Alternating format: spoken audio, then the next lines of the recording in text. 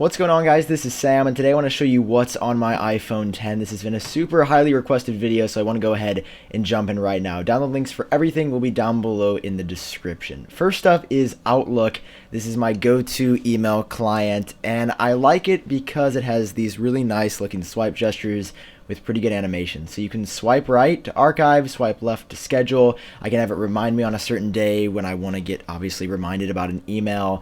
And when I have a lot of email addresses, Outlook is definitely really helpful for managing those. I have a few for iupdateos, a personal email, a school email, I think an email for being an RA on my floor. There's so much going on with my emails at all times that Outlook does a really good job of letting me manage everything at once. Following Outlook is Google Calendar.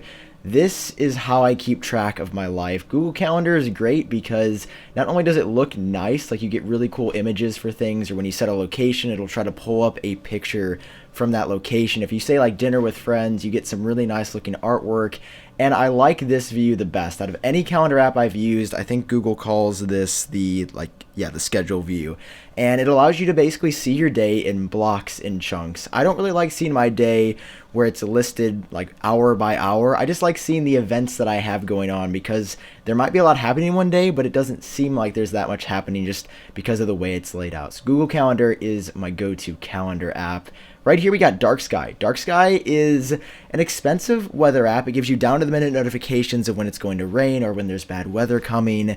But I really like it because you get radar, and that's something that for whatever reason Apple still has not put into the stock weather app. This also has an Apple Watch companion app, which I use all the time. This is compatible with iPad too. I really like the hour by hour breakdown. I like how it expands into the next 7 days. And while it is a little bit expensive, it's definitely my favorite way to look at the weather. Next up we have Stash. If you guys want to help me out and sign up for this, you can use my referral code down below in the description. Let me try to authenticate my face. It's weird because the camera's directly in front of me. This is a stock investment app. You invest into mutual funds with Stash, so unlike individual stocks or more importantly cryptocurrency, these really aren't that volatile. Like they can be. They obviously go up and down like any market, any stock, but because they are groups of stocks, thus they are mutual funds, everything is a lot more stable. So I've invested a little bit of money in here. It's a really great app. It's only $1 a month to use this with a stock portfolio under I think $2,500 or $5,000. And I really like it. It's very safe, very secure, and I've gotten a little bit of money just by investing through Stash. Next up is Bear. This is my favorite note-taking app. I think I've talked about it a little bit before on this channel. In the What's on My Mac video that's either already out or coming out very soon. I also use it on my computer. I use it for school, for notes or videos. Let me show you what a typical note will look like. So I took one of my favorite classes ever at university, Anthropology 101, about a year ago now, but I took all my notes for anthropology in here. Study of culture, honestly, like I would recommend everyone take this class. It was just incredible. But this is based off of Markdown, so when I type, I can do like hashtag to quickly input a header, Command L to start doing a list and bullet points, and I've noticed it allows me to input notes and input text a lot faster, especially when a professor is going really quickly in class, than having to use something like Pages or Microsoft Word and like select text, select bigger text, then bold it, then go on. Then I've already missed 3 notes. This is super fast and super efficient, and with the Mac app it also syncs between your iPhone, your iPad, and your Mac with the Pro version. So I can get all my notes on my phone, on my computer, and that's going to be a big trend for me across my workflow. I really like when things sync from my phone to my computer. Here's Apollo. I really like this Reddit app. I definitely talked about this in my video on the top 10 best new apps and games for the iPhone 10.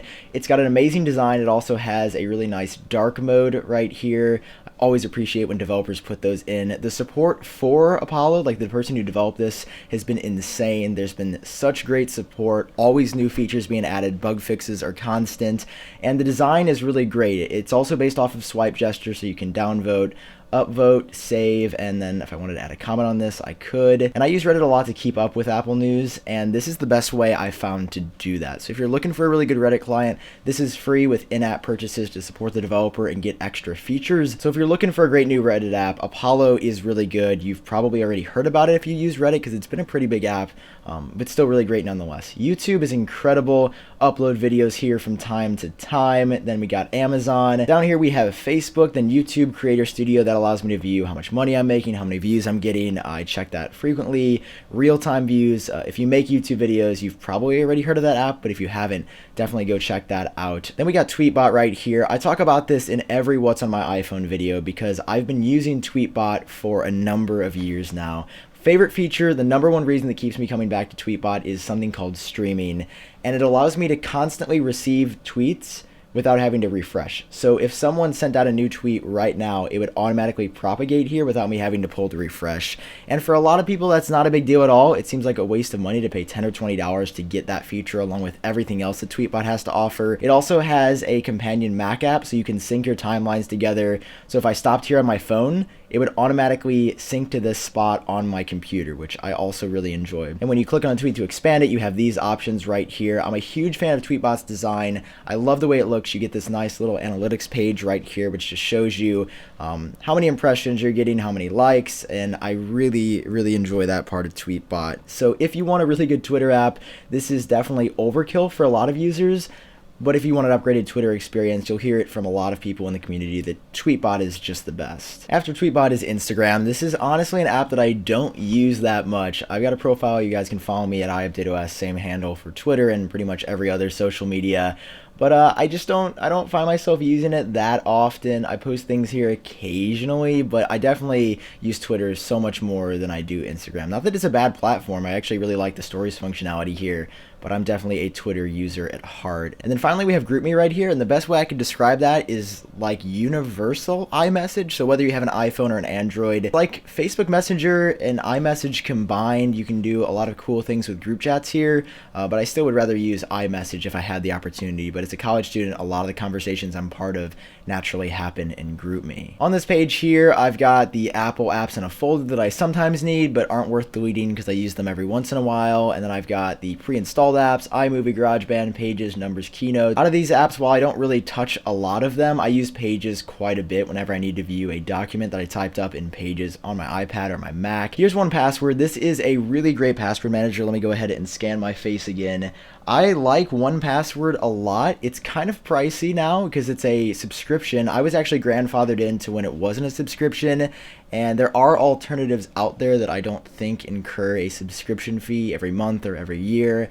And this is a password manager, so I store every password for every account that I've ever had in this app. It's extremely secure, and you have like a master password or Touch ID or Face ID to unlock it and authenticate yourself as the person entering your password vault.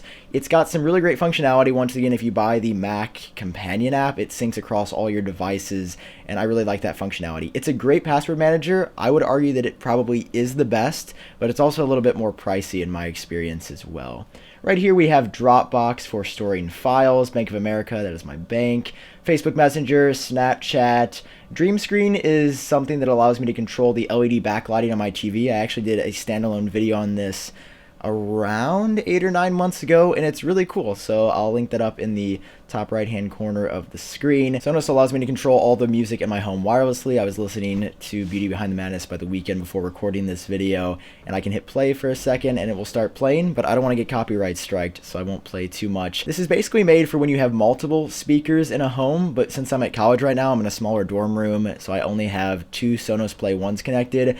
They're insanely good speakers though. I actually just recommended these to my boy Brennan Havard. Check his channel out if you haven't already. He makes some great content there, but they're just really good speakers and they work throughout your entire home, and I'm so excited to compare how Sonos is versus the Apple HomePod that is either already out or coming very soon. Google AdSense allows me to see how much money I'm generating off of my website and through YouTube as well. YouTube Count is a really great app that I use to just see how the tech YouTuber industry is doing in general, if you could call it that. I keep an eye on a lot of other channels and keep an eye on my channel, obviously, to see how fast I'm growing, what I'm doing. I can view most of this inside of the YouTube Creator Studio app already, but this is so dumbed down and simplified that it's nice to see a live sub count if you ever just want to monitor that for your channel or anyone else's. Here's Brandon's channel, Harris that I follow. There's a lot of really great tech YouTubers out there. Like, these are a lot of people that I follow, that I respect, and it's kind of like a game to see who's growing the quickest, who's not doing well. I don't know. It's kind of fun to pay attention to from time to time. But you can also just track your favorite YouTubers if that's something that you're into. Google Analytics allows me to see how much traffic I'm getting on my website. This is all of my crypto stuff. We got something to convert cryptocurrencies, Coinbase, arguably the most popular coin trading platform. We have Toast Wallet that allows me to store all of my Ripple or XRP currency. CoinCap is really good. If you're into crypto or you want to keep track on how that industry is doing, this will give you a really good look at thousands and thousands of coins. I pay attention a lot of times to the top 10, top 15, but you can search for coins if you want. Let me actually go ahead and tap on Ripple right here. You can see how it's been doing. It's actually up today, which is very nice to see.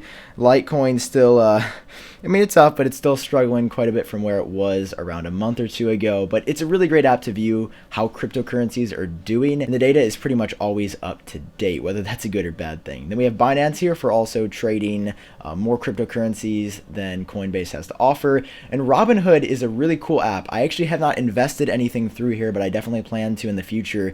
This offers fee-free trading for stocks, and they're adding cryptocurrencies. So this is unparalleled in the industry. No other trading platform like Robinhood offers this. And if you want to use my referral code down below, once again, I get a little bit of a kickback if you want to sign up. I think if you like invest so much, I get some money, or we get some sort, like, it's a benefit for both of us. But this is insane because it's fee free. For any other platform like Coinbase, I've also got a referral code for that. They charge like $2 plus some other fees on top of all your trades. Robinhood is introducing fee-free trading for crypto, and it's always been like that for stocks. So if you want to invest in Apple, buy shares of Tesla and hundreds of other stocks, Robinhood's a really good way to do it. Now, I say that not having invested anything yet, just because I've poured some money into Stash that I talked about earlier. But Robinhood is still really good, and I feel like it's extremely undervalued for how good of a deal you get without having to pay any fees. Here's Clash Royale. This is a game that I was really into for a long time, but I've been really busy and slacking lately. It's sort of like tower defense. Let me get into, can I get into a game to actually demo how this works? Let me go ahead and just join this and then regret quitting in 3 seconds. But this is like a 2v2 mode where it's you and a random player versus 2 other random players. I call it tower defense, but it's not like traditional tower defense like Bloons tower defense. Your goal is to basically destroy the towers over here. So I'm gonna send that guy to absorb damage, and then send the Hog Rider, which does like 200 or 300 damage every time. And there's also a lot of counters, so like that completely counters the Hog Rider that I just sent. It's a really fun game. Like, I really enjoy playing it when I do. It's made by Supercell. They made Boom Beach, Clash of Clans, and I think a couple of other games like Heyday as well. So it's got great support. In-app purchases are everywhere. Like, you're highly encouraged to put money into this game. I just haven't yet. So I'm gonna be that guy that I actually hate. I'm gonna quit this game. Sorry, 2v2 partner, we got to get on with the rest of the video. PayPal's great for paying online, for sending and receiving money. A lot of the brands I work with use PayPal, so I'm using PayPal a ton. Plus, I use PayPal credit to finance things from time to time. Shazam allows you to detect what song is playing, so if you had a song playing in the background, the recognition for this is insane. And fun fact, Shazam actually just got purchased by Apple, so I have a feeling that in iOS 12 or in the future, we will see some more native integration of Shazam across iOS. Right here is Deliveries. This is an app that I use all the time to track packages that I have coming in. It's a really great way to get down to the minute, down to the second notifications about where a package is, when it's going to arrive. For example, I ordered I think 10-foot XLR cable from Amazon yesterday, and you can see it's coming in one day. This is the main view right here, and you can see on a map where it's traveled, when it's going to arrive. It works really well with Amazon packages, packages from Apple, FedEx, UPS, USPS. The support is insane, even internationally. There's a lot of services supported, so it's a really great app for tracking packages. It's sort of excessive because you can track packages through Amazon or through Apple, generally who you're receiving a package from manually, but I like this because it aggregates it all into one view, and I can also sync this with a companion app on my Mac. This is the Apple Store app if I ever want to make a purchase through here, like when iPhone 10 pre-orders would go live, or for the HomePod. I think I'm actually going to be picking one of those up in store soon. And Big Cartel is for my merch site. That's who I work with, or like that's the storefront that I put my merch through, and I can see orders and how much revenue I've generated through there. We got Netflix. I honestly never use it on my phone. I don't watch a lot of TV or Netflix or entertainment. I basically just make YouTube videos 24/7. I'm just kidding. I play Call of Duty World War II all the time. Then we got activity. How am I doing on my rings today? I've got, okay, 182, 1307. I also lowered my goals just so I would hit it on a more regular basis. Today's looking a little rough. I'll have to work out after this video. After activity, we have Stripe. This is a payment method provider. I also have the option on my merch site that users can pay using Apple Pay or with a credit or debit card. And if they don't want to use PayPal, it will go through Stripe and I get paid through that. WordPress is probably the worst iPhone app of all time because it only works with my WordPress.org hosted site anyway. And it's really glitchy. Some days it works really great. I can post to my site from this. I can view analytics and it's incredible. Other times I try to write an article like this and it just will not publish. So proceed at your own risk if you're using a self-hosted site with that. We've got Twitter for if new features come out on Twitter. They don't generally come to Tweetbot right away, so I'll try it out in there. Or if I want to run a poll, Tweetbot doesn't support polls, so I'll use that Twitter app. We got eBay right here, My Verizon, Google Drive, Google Drafts, Docs, Google Photos is a really great way to back up all your photos. You get free unlimited storage and they get access to all your data, and they're definitely selling it somehow, but I mean, free storage is free storage. Facebook Pages Manager for managing the iupdateos.com Facebook page. Then we have the Amazon Alexa app. SoundCloud, there's a lot of really great artists on SoundCloud, and sometimes I'll just go down the rabbit hole of finding this insanely good music that I would have never found using Apple Music on SoundCloud, so that's a really great app. United, I'm going to be flying soon, so that's why that's on my phone. Bitmoji, I don't know why I use this. I feel like Snapchat peer pressured me into downloading this, and now it's just going to be on my phone for the rest of its life. HQ Trivia is a really interesting idea. You can win real money by playing along in real time with a game show, and apparently it's live. And it's interesting. I lost on the first question yesterday because I don't know that many random facts.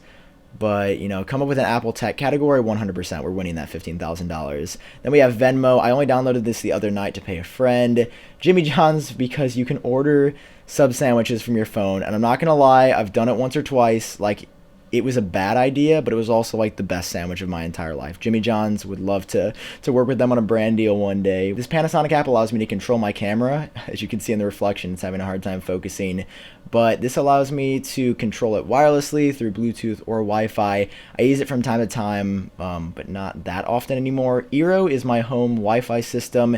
It's called Mesh Wi-Fi. It allows you to monitor how your network's doing, run a speed test, change the password, and a lot of other things. It's basically like if you had a Linksys router or an airport router. It's the companion app for that Wi-Fi. Geekbench 4 is great for benchmarking your phone. If you have an older phone that is being throttled, run a test before you get your battery replaced and then run a test after you get your battery replaced, because you will see insanely different results, because that's what I've read time and time again online. If you get your battery replaced, run Geekbench before and after just to make sure you got a new good working battery. Google Translate from when I need to translate things from time to time. Zenly I've worked with in the past. They are a really great brand to work with, and they make a really good product. If I start running in the future, I'm definitely going to go to Zenly. Airbnb is for finding a good place to stay for a few days or a few weeks if you're going to be traveling. Battery Life allows you to see the condition of your battery. This is a super valuable tool. Let me try to swipe to the main page right here. So it'll show you how much degradation your battery has experienced or gone through. And because this is an iPhone 10, it just came out on November 3rd. I'm glad to see that there is no degradation, because that would be very disappointing already. Quora is a really cool site that offers question and answer. So anyone can ask a question, anyone can write an answer, and it's a cool like collaborative community question and answer site. It's sort of like Reddit, but a little bit different because it only promotes one answer rather than a thread of answers. But I really like that app, and sometimes I'll just read through it and see what relevant topics are there. Test Flight is for beta testing applications. LinkedIn for my, I guess, quote unquote professional network. A teacher literally forced me to make a LinkedIn account last semester, or she was like, you're not passing this class. So I finally made one. This is LifeX. This allows me to control lights that I've purchased. Let me go ahead and show you the lamp right here. You can see I just turned it on next to me out of frame. You can turn it up, change the color. That's super, super bright. Let me go ahead and turn that off. And that's LifeX though. Really great app, really great products. I've also worked with them a little bit in the past. Uber, Lyft for calling rides when I need one. My Garage Door, or My Queue by Chamberlain, allows me to control my garage door from my home. Southwest for when I fly with Southwest every blue moon. I don't think I actually have yet, but I feel like I'm going to fly with them in the future. so I just have that on my phone. Music Memos is a really cool app. This allows you to record something quickly, and if you're on beat, you can even add bass and guitar. My cousin and I jam out sometimes because I play piano, he plays guitar, and I don't know, it's a really great app to just capture an idea, capture something, and remember it. Like, it's not high quality, you're using your iPhone microphone, you'd never publish it anywhere, but if you have this idea, you've got this really great beat or this really good chord that you want to record, you can use Music Memos, and it's fantastic. Pixelmator is an image editing program. I rarely use it on my iPhone just because there's not that much you can do with it, but at the same time, it works well when I need to edit an image that I started on my Mac, and then I can go over to Pixelmator for my phone and continue working on it there. We are on to the last page, Amazon Seller, for managing things that I'm selling on Amazon. I tend to purchase technology and then sell it when a new version comes out. Famebit for connecting with brands. I actually really want to highlight this one. If you make YouTube videos and you want to start working with brands, Famebit is this incredible platform that was actually purchased by YouTube a while back, and you can go through here and just see a bunch of brands to work with, and I've made a decent amount of money working through this. So if you're a smaller YouTuber, like, this is how I started out. A lot of brands won't reach out to you first. You have to put in the work and reach out to them. It gets easier as you get a little bit bigger, but if you're a smaller YouTuber, definitely check out Famebit. It's a really good platform. They take a 10% fee, which is terrible. Like, it seems very high, but they also connect you with brands, so you can't really complain that much. This is Dropbox Paper. It's sort of like Google Docs, but for Dropbox, and it's owned by Dropbox. It works pretty well for collaborating on documents. Discord is a great app for talking and connecting with friends. It's basically like group Skype. That's the best way I could put it, but it's high quality. They have an insanely good team working on the product, and I like everything that they've put out so far. They always update it, always have bug fixes, and are constantly adding new features. They just recently added video calling. Google Authenticator, I use that as two-factor authentication for a few services. Speed Test allows you to test how quick your internet is. Works really well. I think it's the best app on the App Store for internet speed testing. This is a fun game right here. I don't know. I play it from time to time. It's like piano tiles, basically, so you have to remember the order of where the tiles were before you continue. It looks great on the iPhone 10, and if you want to check it out, you can. I enjoy it. It's actually a really well-made app, and I play it from time to time. Papa John's for when I need that good pizza fix. Focus allows you to edit depth information, so if you have an iPhone 7 Plus, an iPhone 8 Plus, or an iPhone 10, you can actually adjust the blur of a photo after you've taken it, which is pretty sweet. Quartz is an insanely intuitive and genius news app. So it shows you everything like you're reading text messages, and you can always ask for more information by clicking the left side or just going on to the next story if you're not super interested in something. But I like how it's short snippets of news. I believe it is human curated, so you're getting good information. It's never off, and they use really great sources as well. Great news app, would highly recommend it. This is Tiny Wings, one of the best games of all time. Newsflash is an app that I actually promoted about a year ago now, and I really liked it. Like, I was really behind it, but then it got acquired by another company and then shut down almost, but it's back now with iPhone 10 support, so it seems like they're working on something. But when you try to refresh it and start using it, it just doesn't connect to a server, so it doesn't seem to be live. And that's it. We also got the feedback app because I'm testing iOS 11.3. That is the firmware that I'm running on my daily driver. And of course, for my wallpaper, this is the Samsung Galaxy S9 wallpaper. I'm a really big fan of how this looks on my iPhone 10. It looks pretty sweet. I don't know if it's true black, so I don't know if it's taking advantage of the OLED display, but I think it looks great on the iPhone 10. So that is what's on my iPhone 10. If you enjoyed this video, it does help me out if you take 1 second to drop a like down below, and of course, hit subscribe for more videos like this in the future. If you'd like to help support the channel, you can head over to iupdateos.com/merch, buy a t-shirt or hoodie, and that would be incredible. For now, I've been Sam. I hope all of you are doing great. This is what's on my iPhone 10, and I will talk to you in my next video.